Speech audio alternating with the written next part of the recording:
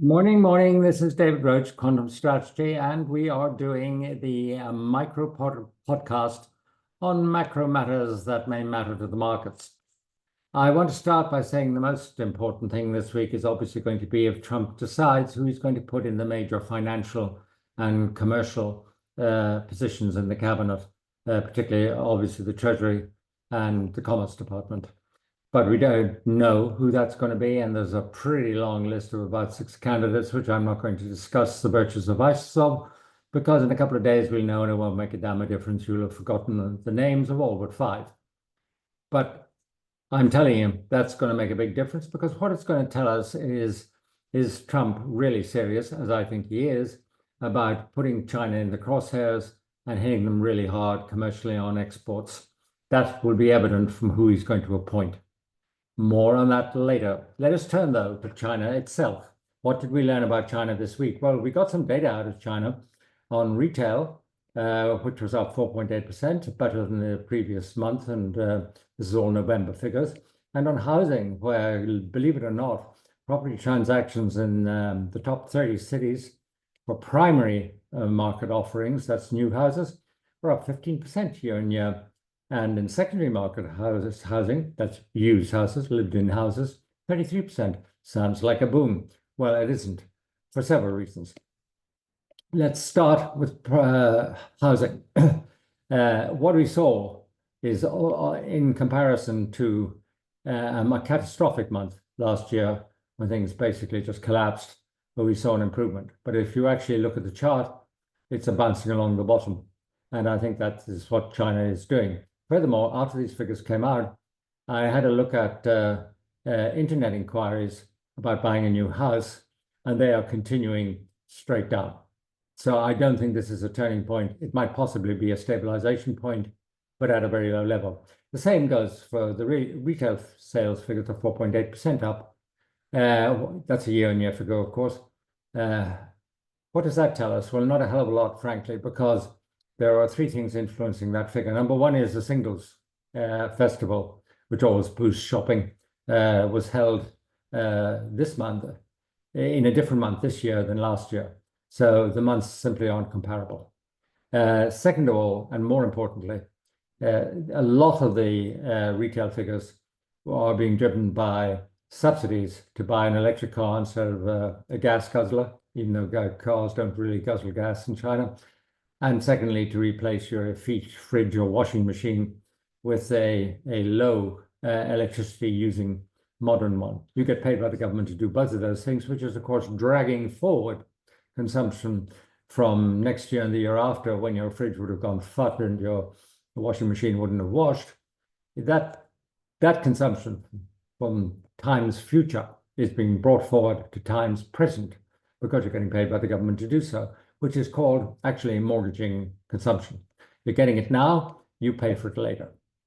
Okay, now let's move on a little bit. There is something else to do with China, which was really exciting because it involved other people and the intercourse with other people. That is the G20 meeting with Xi and Biden. Now, the interesting thing coming out of that meeting was that President Xi gave a warning to Biden to be obviously transmitted to President-elect Trump about what China's red lines are. Now, the red lines, we better put them down. There were 4. Actually, there were only 3, but he repeated himself with number 4, a tautology. First of all, the Communist Party power, both the path and the method of keeping and gaining more power. The whole system is not to be questioned.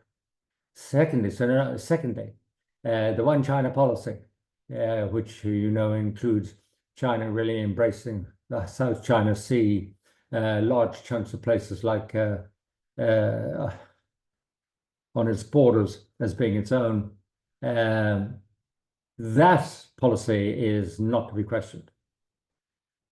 China's economic rise, which is the idea that the US is trying to hold back China's power and economic power to keep it in second or third place in the world, but China wants to be number 1.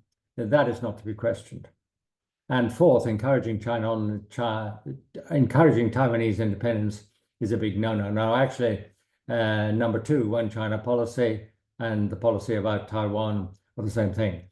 But I guess what it tells us is that the China policy is one China policy, and the Taiwanese issue is so high in Xi's mind that as a priority it merits being mentioned twice.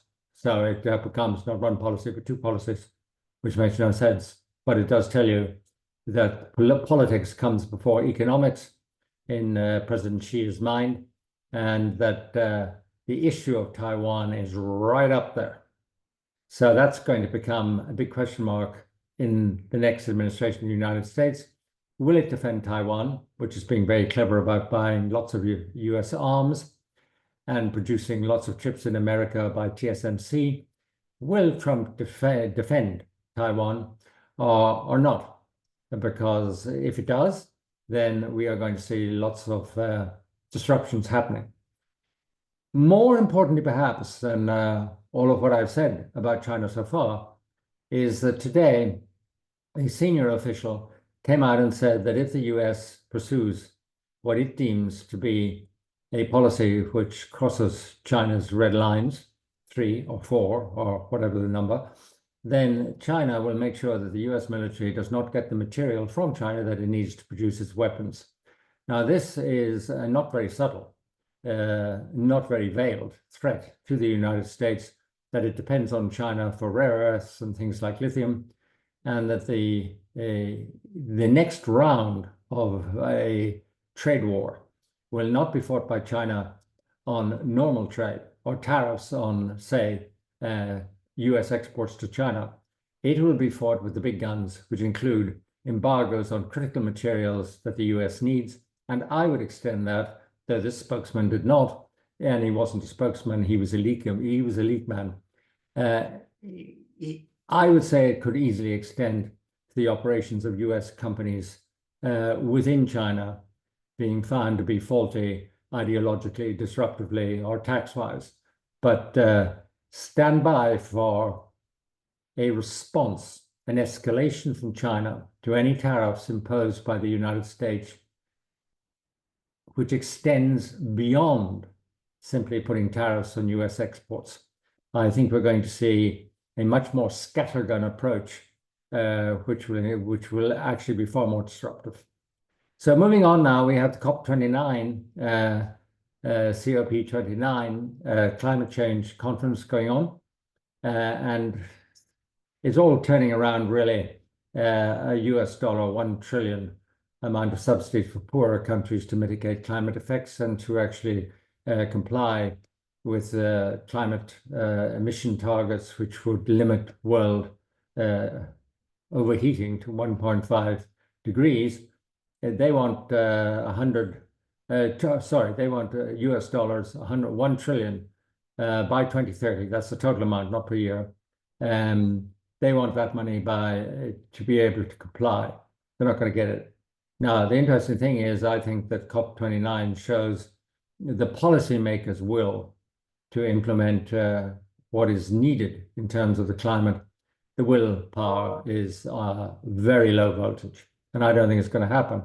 So the markets should care about this because, the markets are a discounting mechanism. And if you wake up one morning and the climate has wiped out the future, then you don't have any future to discount, and the value of markets is zero. But markets being, of course, of very short-term views, don't give a damn. So this is not going to affect your portfolio this week, so you can happily ignore what I have said. But then there is data. We have data from 3 places in the world, which is relatively important to markets this week. One is on Japan. On Friday, will tell us about CPI, probably down a bit from 2.4 to 2.2. Why does this matter? Well, it really matters because would it put the BOJ off from increasing interest rates by 15, 25 basis points in December? I don't think so. I think the BOJ would go ahead and do that because it has enough economic growth and a good enough, meaning high enough inflation performance to justify a continued normalization of policy. So expect that. It won't do very much to the yen because I think an increase in interest rates in December is expected. One can argue about how many basis points, but the likelihood is the path of the yen will be driven by the US dollar, and the US dollar will be driven by what people think is going to happen on tariffs. Now, just a little word to you about tariffs. Why are tariffs important to exchange rates? Well, for two reasons. And the first one is an intangible, and it is the most important reason, is that when uncertainty gets very high about trade and tariffs, money flows into the US dollar as a safe haven, on the assumption that tariffs or trade wars do more damage to other countries than the US because it is less internationalized and more economically autonomous. And that is true. The second reason is because when you put on tariffs on, say, Chinese exports to the United States, what is actually happening?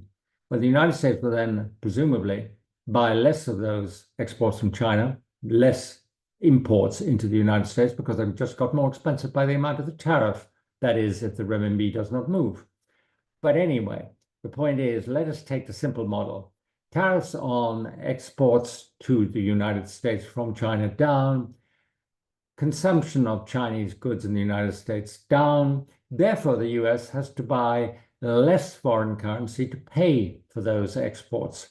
That means there is less selling of dollars and less buying of foreign currencies. Now, what that actually means is that because demand for foreign currencies is reducing the selling of US dollars, the dollar goes up. That's the second reason why, theoretically, tariffs increase the value of the currency of the country that is imposing the tariffs on foreign exchange markets. Now, there's plenty of other arguments about that, but I thought it worth just going through the mechanics.